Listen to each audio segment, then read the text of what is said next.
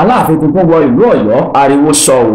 Pẹ̀lú ìdùnnú àti ayọ̀ ni àwọn ọmọ bíbí ìlú Ọ̀yọ́ àti àwọn olùgbé rẹ̀ ni wọ́n fi jáde lọ́pọ̀ yanturu láti kí kábíyèsí Aláàfin títí ìlú Ọ̀yọ́ titun Ọba Hakeem Abímbọ́lá Òwòadé káàbọ̀ sí ìlú Ọ̀yọ́ lẹ́yìn ìgbà tí gómìnà Ṣèyí Mákindé ní ìpínlẹ̀ Ọ̀yọ́ tó ti kéde rẹ̀ tó sì ti ṣe gbogbo ètò tó yẹ.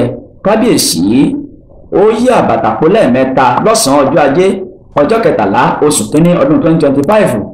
Àṣà yíyí àbàtàpó ní ìlú Ọ̀yọ́ jẹ́ èyí tí ọba tuntun tó bá ṣẹ̀ṣẹ̀ jẹ Aláàfin máa ń ṣe láti fi kí àwọn ará ìlú kú ilé táwọn ìlú náà yóò sì kí káàbọ̀ kó tó di pé yóò wọ ìpè ìbí lọ. Gẹ́gẹ́ bí ìṣe àti àṣà ìlú Ọ̀yọ́, Aláàfin tuntun náà kò ní tí ì lè wọ ààfin tuntun tó fi máa parí gbogbo àwọn ètò àti orò tó rọ̀ mọ́ jíjẹ oyè Aláàfin mọ́gàjí ilé Agúnlóyè. Níbi tí Aláàfin tuntun náà tó ti jáde wá, alàgbà Òwòadé Adédiwúrà ó fi ìdùnnú rẹ̀ hàn pẹ̀lú bí oyè Aláàfin ṣe wá láti inú ìdílé wọn. Alàgbà Òwòadé ní ilé àwọn kò gba èrò tí gbogbo ìlú sì tú jáde lọ́pọ̀ yanturu ní kẹ̀tíkẹ̀tí tí wọ́n sì ń yọ̀ mọ́ Aláàfin tuntun ọ̀hún ṣẹ̀ṣẹ̀ṣẹ̀ bí ìgbà tí ọmọdé tó ń yọ̀ mọ́ ẹyẹ.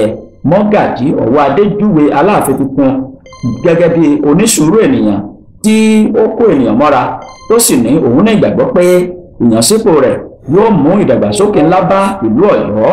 Ní kété tí Aláàfin tuntun tó wọ ìlú Ọ̀yọ́ tó sì yí àbàtàpó ní ẹ̀mẹ́ta ni ó wọ ìpèbí lọ.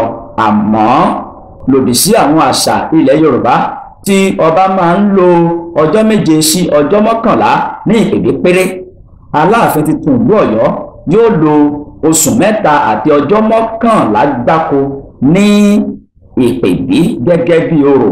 Ìyẹn ọjọ́ 101 days ni Aláàfin yóò lò ní ìpèbí. Ọ̀kan lára àwọn oníṣẹ̀ṣe tó wà ní ààfin, Ọbádáìsí Ọmọbọ́láńlé, ní kò gba ẹnu ọmọ ìlú Ọ̀yọ́ kankan láti sọ ibi tí Aláàfin tuntun náà tó wà báyìí, nítorí ó ní bí ìlú Ọ̀yọ́ ṣe ń ṣe ìpèbí ó yàtọ̀ sí titi àwọn ìlú mìíràn. Ọmọbọ́láńlé ṣàlàyé wípé oṣù 3 àti ọjọ́ 11 ni Aláàfin ó gbọ́dọ̀ lò ní ìpèbí gẹ́gẹ́ bí ìṣe àti àṣà ìlú Ọ̀yọ́ tó rọ̀ mọ́ Aláàfin jíjẹ. Ó tẹ̀síwájú pé kò gba ẹnu ọmọ Ọ̀yọ́ kankan láti sọ bóyá kábíyèsí ti wà ní ìpèbí, nítorí èèwọ̀ ni láti sọ bẹ́ẹ̀.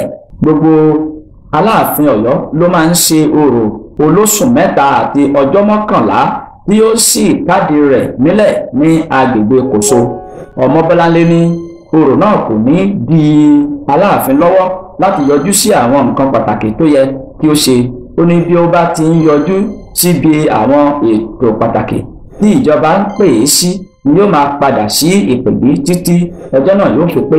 Ó tún ṣàlàyé pé bí kábíyèsí kò bá tí ì parí àwọn orò tó yẹ kó ṣe kò ní wọ ààfin.